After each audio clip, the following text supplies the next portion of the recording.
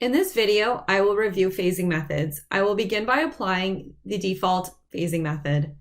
I'm going to launch the phase correction dialog. Choose Process, Phasing, and behind the phase correction dialog, you see a preview of the applied phasing method.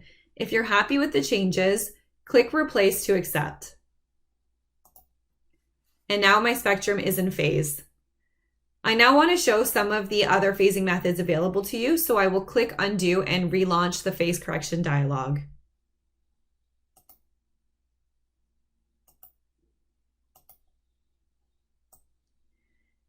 There are 3 automatic phasing methods available to you: Good Look, APSL, and Pampas.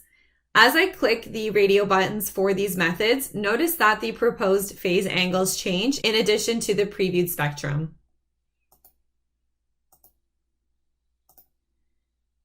You can also use these 2 checkboxes to control how the phase angles are selected. In addition to automatic phasing methods, there are manual phasing methods available to you. For example, you can manually choose the phase angles. You can also drag your left mouse button over the spectrum and manually phase the spectrum yourself. I'm clicking my left mouse button and dragging to phase the spectrum. Once you're happy with your phasing, choose Replace to accept the changes.